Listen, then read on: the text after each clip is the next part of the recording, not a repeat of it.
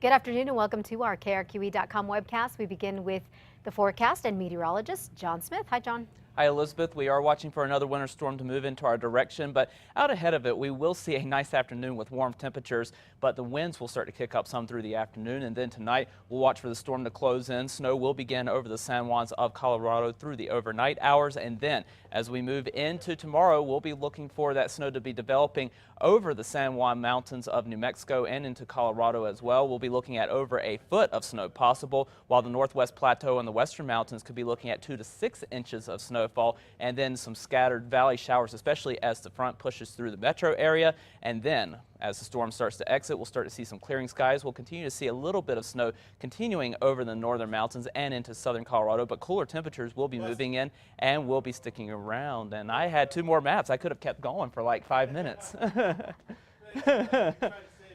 Yeah.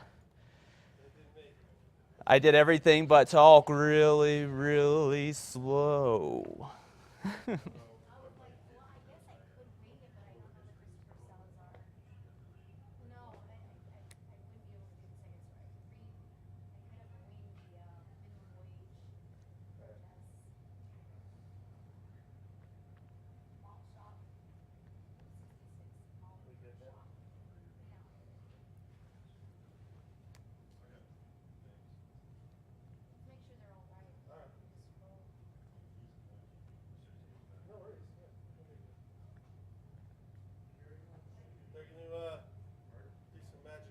Okay.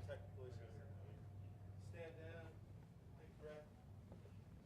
I'm off for 30 seconds, so let's go. 30 seconds. I'm gonna count you down. Done, I'm off. Copy that. They're ready now, guys.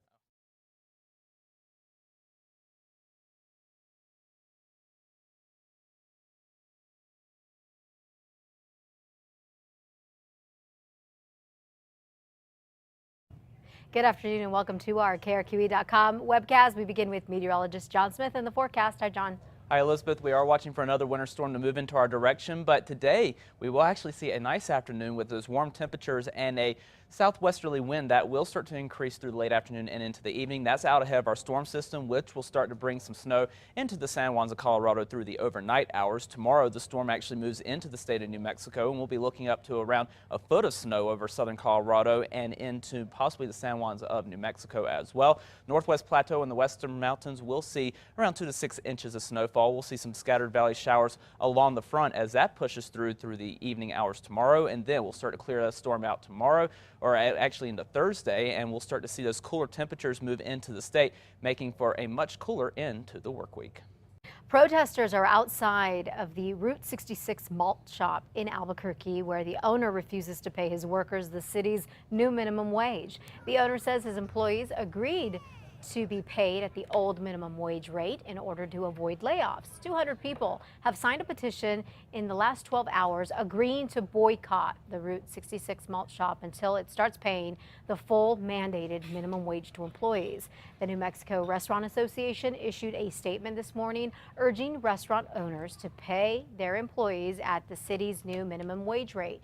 66% of Albuquerque voters, by the way, supported the minimum wage hike back in November.